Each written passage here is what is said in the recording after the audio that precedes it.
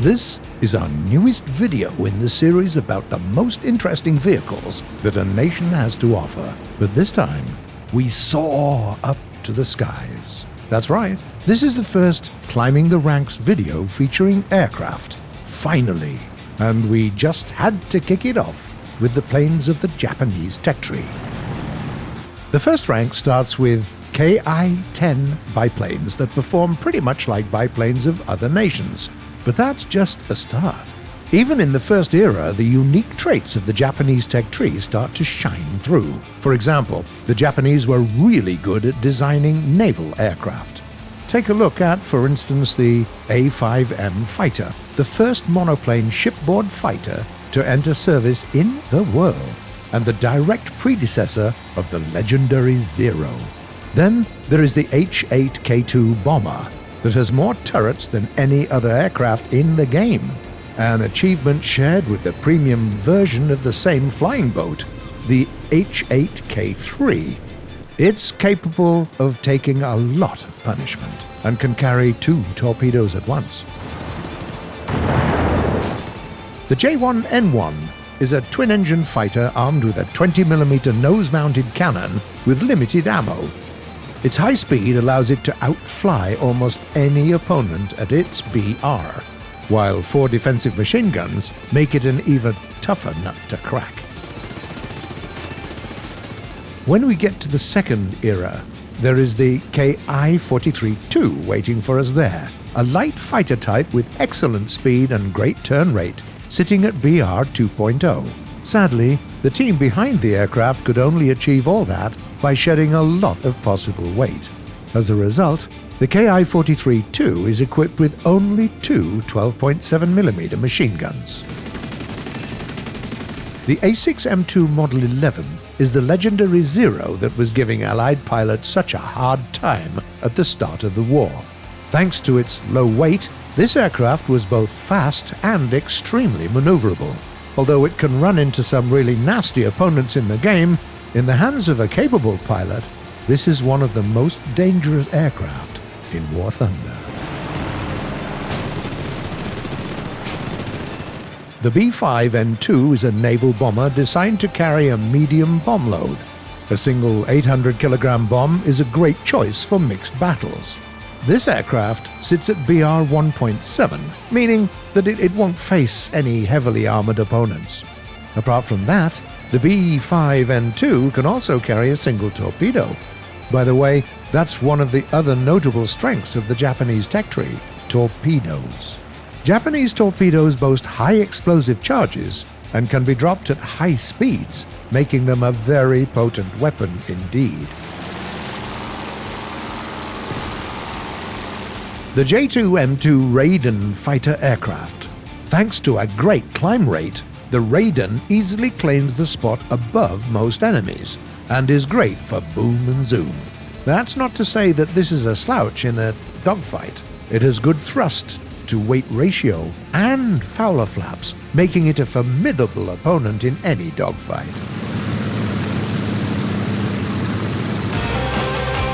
We move to the third rank and see the Ki43 III, a modification of a light fighter that we're already familiar with.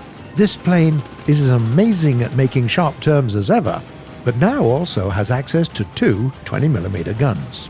The A6M5 Otsu is a late Zero variant, and even though this bird faces even faster enemies, they will still have a very tough time trying to deal with this fighter in a dogfight. Not to mention that this aircraft can carry a 250-kilogram bomb, making it a viable choice for mixed battles as well. By mid-war, though, the Zero design was very much outdated, and the Japanese were in deep need of a new fighter. The engineers faced a Herculean task to make an aircraft that would still have the maneuverability of a Zero while being much, much faster. That's how the A7M2 Repou was created, and it's one of the toughest opponents you can face in air battles. You prefer mixed battles? No problem. There's a number of payload options for that. A direct hit with an 84-kilogram rocket can eliminate any tank in the game, or at least cripple it.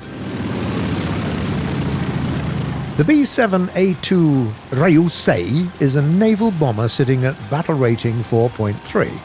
When it comes to choosing a payload, there is a torpedo and a few bomb loadout options. And its most important means of defense is, counterintuitively, not its turret bearing a 13mm machine gun, but its two forward-facing 20mm guns. Why? Simply because the large wings of the B7A2 Ryusei give it a high lift, and the aircraft is also outfitted with double-slotted Fowler flaps, meaning that this bomber can even take on a Spitfire in a dogfight. The fourth era gives us Ki43. Among the large family of piston-engine aircraft, this one has one of the best climb rates, allowing it to easily intercept enemy bombers. It also packs a punch, making full use of its two 30mm and two 20mm guns. The Ki-84 Hayate, it has it all. Speed, maneuverability, climb rate. This is a versatile fighter that can be used to fight any kind of opposing force. The J2M3 has all the good qualities of the J2M2. It climbs and handles really well. On top of that, it also comes with four 20mm guns, greatly boosting its combat power. At the fifth rank, we run into an interesting aircraft that is best utilized in a somewhat unconventional fashion. The Kika jet fighter. Even in its top configuration, the aircraft carries two 30mm cannons with 50 shots each. That's hardly enough to give your enemies hell, but you can get yourself a single 800-kilogram bomb and then use the Kika in mixed battles as an attack aircraft. Thanks to your relatively low BR, 6.7, most of your opponents will fly piston aircraft. Thanks to your superior speed, delivering a bomb will be a piece of cake. If you want to climb the tree even further, there is the excellent Japanese F-86F-40 Saber. Unlike other Sabers in the game, this Japanese bird also has access to Sidewinder air-to-air missiles. They provide you with the capability of destroying targets at distances where conventional guns prove useless. At rank 6, we finally meet the top Japanese fighter, the T2 Supersonic jet. Right now, it's the fastest plane in the game. Just look at it.